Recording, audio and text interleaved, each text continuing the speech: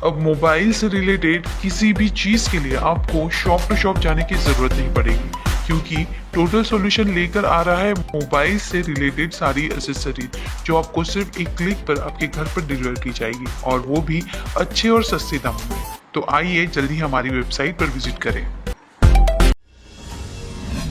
1 मई से बदल गए हैं 5 नियम, सीधे आपकी जेब पर पड़ेगा असर। एलपीजी सिलेंडर के दाम से लेकर बैंक चार्जेस बदले।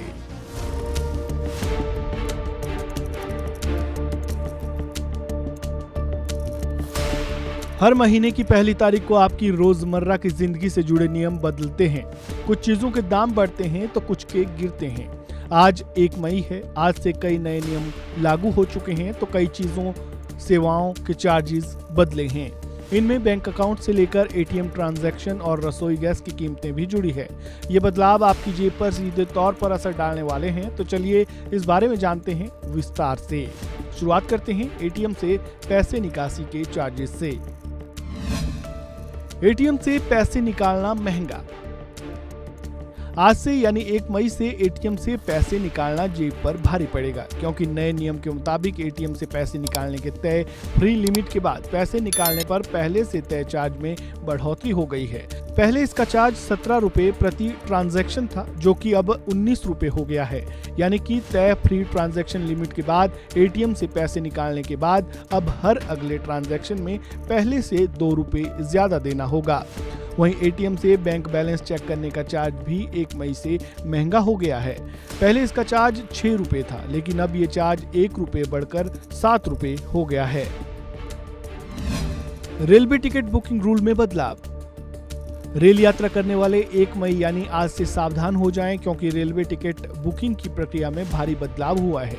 1 मई से जिन रेल यात्रियों के टिकट वेटिंग में रह गई है, वो ना तो स्लीपर बोगी में यात्रा कर सकेंगे और ना ही एसी कोच में बैठने तक की अनुमति होगी।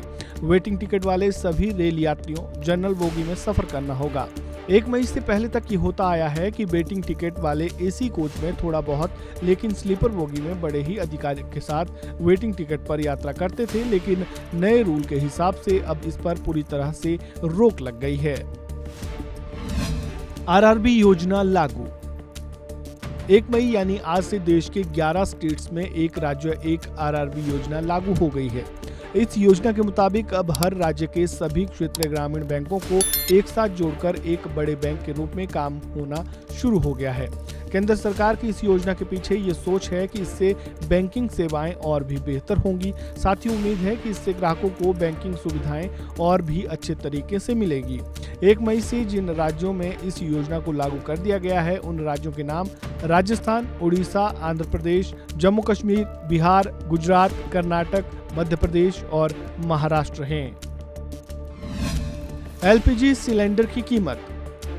केंद्र सरकार हर महीने की पहली तारीख को एलपीजी सिलेंडर की कीमतों की समीक्षा करती है। अप्रैल महीने की पहली तारीख को भी ऐसा ही हुआ था।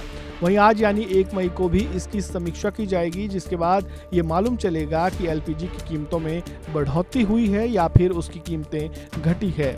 हालांकि इस खबर के अपलोड होने तक इसको लेकर कोई आधिकारिक ऐलान नहीं हुआ है। ऐसे में जब एलपीजी सिलेंडर की कीमतों के बारे में ऐलान हो जाएगा, उसके बारे में हम आपको जानकारी जरूर देंगे। एफडी सेविंग अकाउंट्स के ब्याज दर।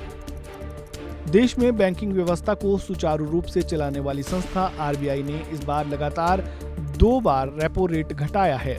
ऐसे में उम्मीद है कि 1 मई से बैंकों की एफडी और सेविंग अकाउंट्स के ब्याज दरों में कटौती हो। हालांकि 1 मई से पहले इस पर ऐलान होने की उम्मीद तो थी, लेकिन खबर लिखे जाने तक आधिकारिक ऐलान तो नहीं हुआ है। लेकिन मीडिया रिपोर्ट्स हैं कि 1 मई के पहले ही सरकारी और निजी बैंक नई दरें लागू कर चुके हैं। ऐसे में ये माना जा रहा है कि ब्याज दर में कटौती की जाएगी और इसका सीधा लाभ बैंक खाता धारकों को मिलेगा और एफडी में जमा धन पर असर पड़ेगा।